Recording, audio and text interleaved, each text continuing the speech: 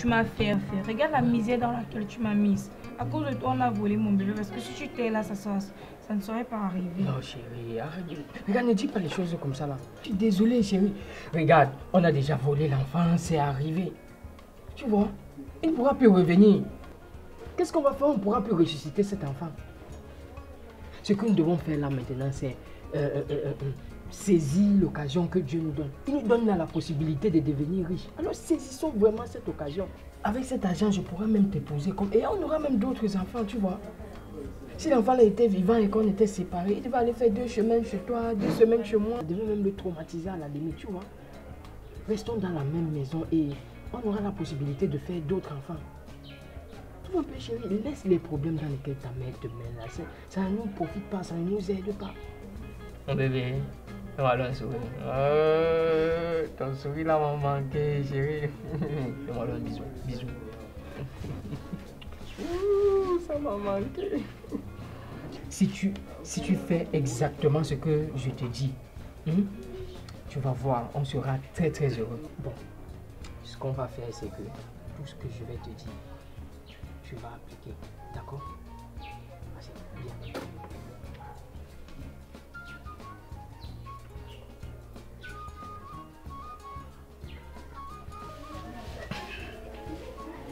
D'accord? D'accord. Vas-y. Tu es mon bébé.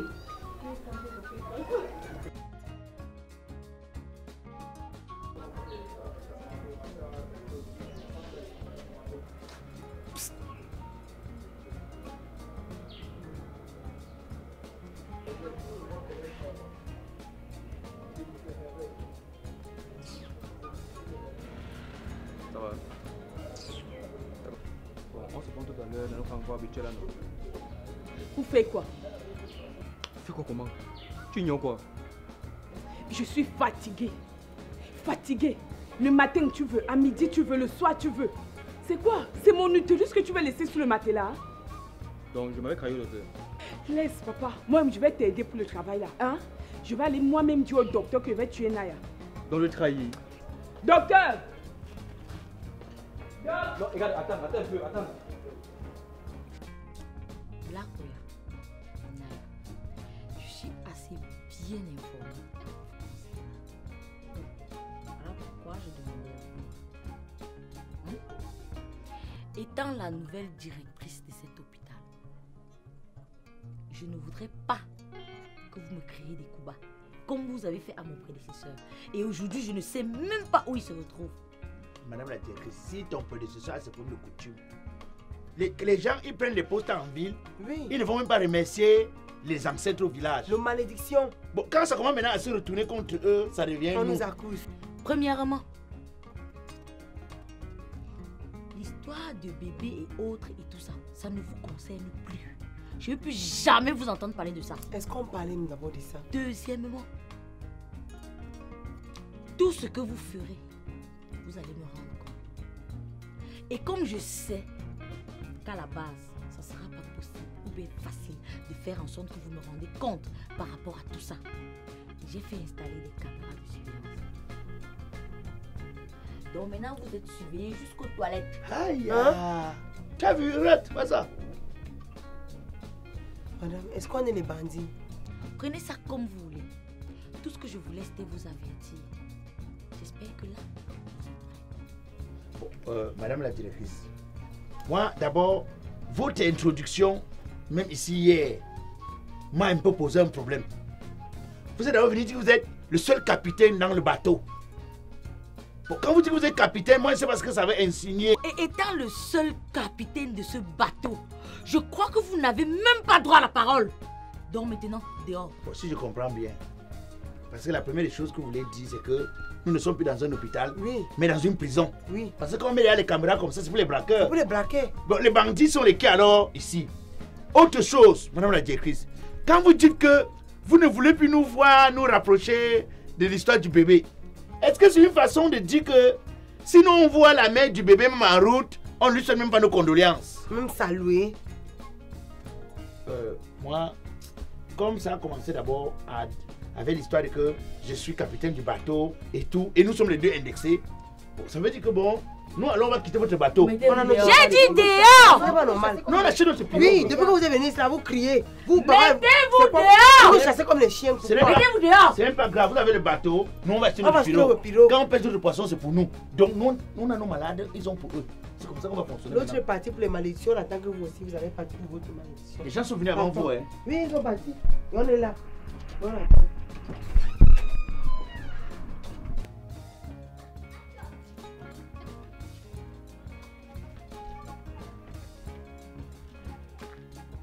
Maman, quand tu étais ici, devant être cassé. Comment? Ça va, je suis là. Comment, maman? Ça va. Maman, je voulais comprendre. Je t'écoute. Maman, tu vois, après l'élection, après le passage du corps médical et le nouveau chef de l'hôpital, j'ai vu que c'était mieux que Qu'on laisse tout tomber comment? Je ne comprends pas. ouais, maman, toi aussi tu ne comprends pas quoi. Le papa a dit qu'on fasse comme ils ont dit. J'ai dit que toi tu es ma fille Loïse que j'ai accouchée ou bien c'est une autre Loïse qui habite ailleurs. Ce n'est pas question de Louise, Louise ou Louisa. Le problème c'est que regarde le genre de maison dans laquelle on est. Donc regarde nous. On ressemble à quoi? Regarde, depuis 2 semaines, on mange le manioc jour pour jour. Ce n'est pas avec l'huile rouge. C'est lui qu'on a mis le sel, lui qu'on a blanchi. La petite sauce qu'on devait même manger le manioc avec ça le matin parce que tu ne vois pas bien. Tu as versé. On va manger. Et c'est une raison, et c'est la raison pour laquelle tu vas te ranger du côté des assassins. Assassin quoi? C'est Jésus qu'on a mis sur la croix ou ce sont eux qui ont cloué Jésus? Tu n'es pas fatiguée, maman. Moi, je n'en peux plus. Toi, tu n'en peux plus. De toutes les façons, tout ce que tu racontes là, c'est pour toi. Moi, je veux mon petit-fils, je veux l'enfant. Vive amène-moi. Maman est en train de parler de mon enfant ici. L'enfant que j'ai porté 9 mois dans mon ventre, j'ai accouché. Donc, s'il y a une dernière décision à prendre ici, là, c'est moi qui dois la prendre. Donc, tu es toi mère. Tu es une mère, non? S'il y a une dernière décision à prendre, c'est toi qui vas prendre cette dernière décision. Andy, tu sors derrière la bouche. Ok. Comme tu as la grandi jusqu'à tu commences à sortir la bouche, ramasse-moi tout ce que tu as ici à la maison, tu me fous le camp. Tu me parles comment conseiller sur ta mère ou sur ta mère. Tu me fous le camp ici, je ne veux plus te voir. Tu peux faire la bouche. J'ai même d'abord quoi ici dedans? C'est tout moi comme ça là. Voilà mon téléphone, j'ai ça. Le chargeur que j'ai là-bas d'un milliard gâté. Est-ce que ça me fait quoi? Moi je pars. Je pars la voir. Va le voir. Je pars avec le chauffeur avec la fille. Non mais un peu quand elle te tu es déjà parti écouter jusqu'à ce que tu es derrière que les assassins. Nana. Julio, le magnifique, je te prends à témoin parce que c'est toi qui me parraines. Si au sortir de cette conférence, je ne perçois pas au moins 50 000 francs de per diem, la rédac va entendre parler de moi. Je ne ferai aucun compte rendu, donc je serai là juste un simple spectateur. Je te le dis déjà. Ouais, ce sourire augure les bonnes choses. Regarde cette chaussure. J'avais réservé cette chaussure pour mon mariage. Ah oui. Mais compte tenu de la grandeur de l'événement, j'ai mis cette chaussure aujourd'hui. Wow. Parce que le montant sera colossal. 250 000 francs de per diem. Au Banenangwe, combien? 250 000. 250 000 et je prétends seulement à 50 000 francs. Depuis 5 ans que je suis dans le journalisme avec toi, je n'ai jamais perçu plus de 20 000 francs de per diem. J'ai eu mon master de technologie de l'information et de la communication, option reportage. Tu étais présent ce jour-là. J'étais témoin. Mais chaque fois, j'ai seulement les 10 000, les 20 000 francs de per diem pour les couvertures des événements. Et le seul 20 000 que j'avais eu, c'était le sida. Somme insuffisante et difficilement acquise, que j'avais obtenue après une violente bagarre, c'est-à-dire un pugilat qui m'a coûté ma prémolaire supérieure droite. J'ai égaré les dictaphones que tu m'as donné et ma carte de presse. Reste calme, reste calme. Allez, allons pour la couverture. Donc c'est sûr. Certain. Que je ne viens pas travailler pour la couverture. Voilà, je te suis.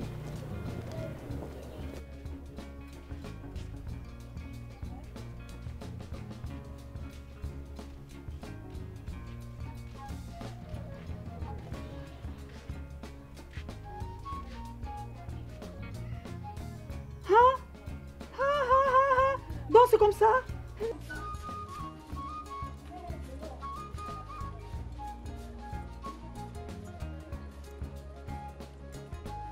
Rebonjour à tous.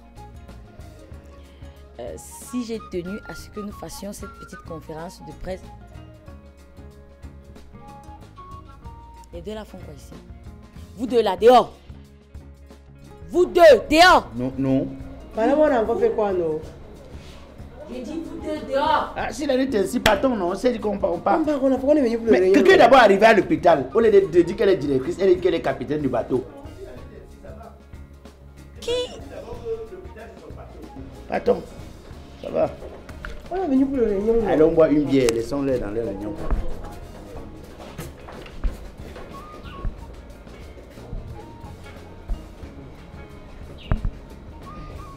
Je suis sincèrement désolée pour le désagrément. Si j'ai tenu à ce que nous fassions cette petite conférence de presse, c'est pour laver le nom de cet hôpital et faire rétablir la vérité par rapport aux véritables raisons de ce qui s'est réellement passé. En passant, je profite de l'occasion pour me présenter. Moi, c'est Perrine Njossu, docteur. Et je vais laisser la charge aux parents de dire quelque chose et d'éclaircir la situation.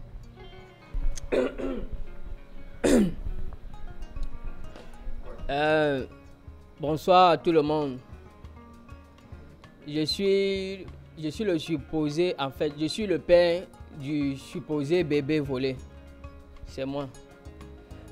Ce que les gens ne savent pas, c'est que je suis un consommateur numéro 1 de préservatifs. Non, B? Voilà. Donc, même si les photos des préservatifs là, les photos des préservatifs que vous voyez là, c'est ma photo qu'on voulait mettre, mais c'est que j'étais absent le jour de la publicité, c'est moi. Donc, je ne sais pas comment, en tant qu'utilisateur numéro 1 de préservatifs, on me dit que j'ai enceinté une fille. C'est pas normal, c'est pas croyable, c'est inconcevable. Mais je tiens juste à vous dire que c'est à cause de ma belle-mère. Vous savez, quand les femmes sont déjà un peu âgées là, elles ne réfléchissent plus bien. Ma copine que vous voyez là, elle avait un kyste. Le kyste a fait en sorte que son ventre gonfle. Donc comme son ventre était gonflé, la belle-mère allait faire la laide. Bon, moi-même, c'est vrai que je suis tombée dans le piège. J'ai cru que c'était la grossesse. C'est quand on arrive à l'hôpital qu'on voit que c'était le kyste, ce n'était pas l'enfant. Donc vraiment, désolé encore. J'aimerais profiter de cette occasion pour demander pardon à cet hôpital. Si malgré vos efforts que vous avez consenti, on n'a pas pu laver votre nom. Nous venons ici aujourd'hui le faire. J'aimerais demander pardon à tous ceux qui ont été heurtés. Demander pardon à... Bref, excusez-nous. Je ne vais pas être très long. Je ne vais pas monopoliser la parole pendant longtemps. Je vais passer la parole à ma femme qui a sûrement autre chose à dire concernant cette situation. B. Hein?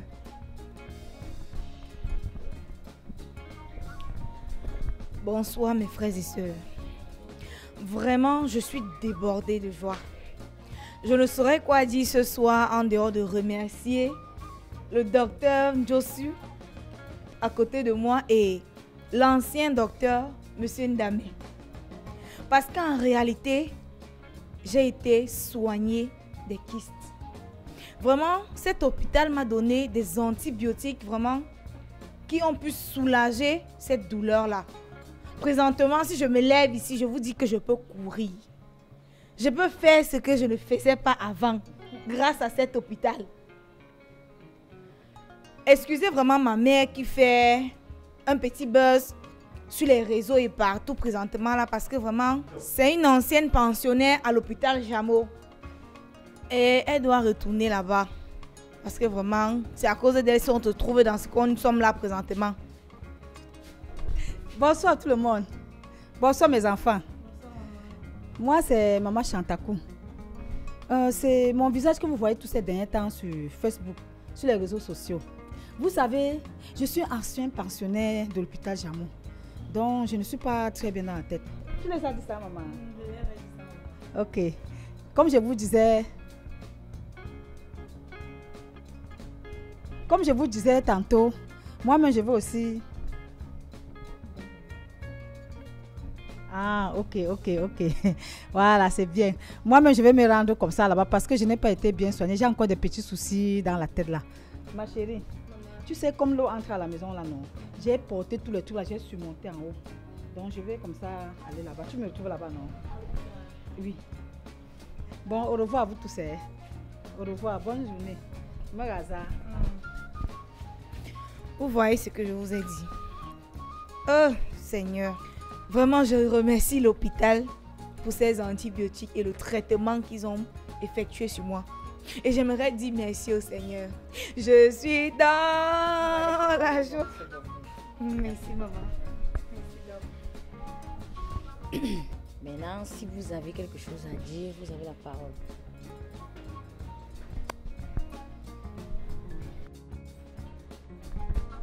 Bonjour, je me présente, je suis Judas Ebebda. Voilà, je suis attaché de presse et rédacteur en chef à Naya TV. Docteur Ndjosu, je tiens déjà à préciser que selon nos sources, il est dit ici que vous avez un diplôme d'études approfondies en oncologie. Vous avez également subi une thèse en plangologie et vous vous y connaissez également en mycologie. Donc vous êtes médecin généraliste. Voilà. Et au cumul de ce qui a été dit, nous avons fait une petite synthèse. Du coup, j'aurais besoin de savoir si on peut faire une confirmation de votre affirmation que l'hôpital a été victime des exégètes de la déformation et de la transformation de l'information qui vise à créer de la diffamation. Est-ce que c'est le cas? Ouais. Donc, si je comprends bien, je pourrais dire, vous êtes victime des individus malfamés qui voudraient diffamer votre renommée. Donc, on passe d'une histoire de bébé volé qui était plutôt en réalité un kyste mal géré. C'est bien cela? Ok, merci. Je vais noter cela dans notre rapport.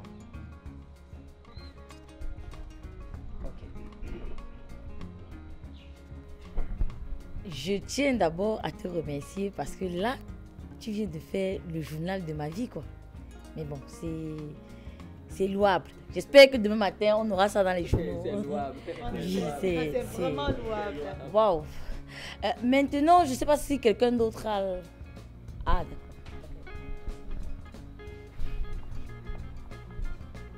Je suis Julius Tony pour Black Royal Télévision. Docteur Perrin Ndjosu, merci pour toute cette lumière sur cette affaire des bébés volés. De mémoire, dans nos investigations et nos enquêtes, on nous avait dit qu'on avait séché l'enfant au soleil. On nous a dit que l'enfant était dans un cafétéria pour manger. On nous avait rapporté que l'enfant a pris une moto, un enfant de 4 jours. Et au vu de vos éclaircies, désormais, lumière est faite sur cette affaire qui désormais n'est qu'une histoire de kyste. Alors, docteur Perrin Ndjosu, quelle est votre nouvelle vision pour ce centre hospitalier que vous voulez bien redorer le blason? En fait, cette question me va droit au cœur. Pour commencer, il y a les gazons qui sont dehors là. Je vais payer un jardinier. Il va nous nettoyer tout ça. Et déjà, je n'ai pas l'habitude de faire ça. Mais aujourd'hui, spécialement, je paye le taxi des journalistes. Hey, je vous ai dit, Madame Josie. Donc, et en dehors de ça, les infirmières et les infirmiers, c'est vrai que de temps en temps, ils ont de mauvaises haleines. Je vais remédier au problème. Donc, je ne sais pas s'il y a autre chose à dire, mais je crois que je ferai ce qu'il y a à faire jusqu'à ce que l'hôpital va aller dans de bonnes conditions. Docteur Josie, la meilleure. Maintenant, en conclusion, tout ce que je peux dire, c'est que je suis contente que vous avez daigné me consacrer votre petit temps pour cette conférence de presse que je pense s'est passée dans les bonnes conditions. En fait, je crois que là maintenant vous êtes satisfait. Désolée. Je pense que là maintenant vous êtes satisfait par rapport au fait que vous savez qu'il n'y a pas eu vol de bébé. Ce qui s'est passé, c'est cette dame qui avait un problème très sérieux, problème de kyste. Et c'est un problème que toutes les femmes devraient résoudre. En fait. fait. Toutes les femmes devraient faire les échographies, les analyses. Tout ça sont les grossesses qu'on garde à la maison. On se dit c'est la grossesse. L'échographie est très importante. Ok? Donc la prochaine fois, il faut faire des échos. Donc, elle devrait faire l'échographie, oui. Donc, je crois que maintenant nous sommes clairs par rapport au fait que c'était les kystes et non un bébé volé. Et là, je vous dis merci et j'attends les notes dans le journal demain. Ok? D'accord. Evra. Tu dois... Evra, tu dois dire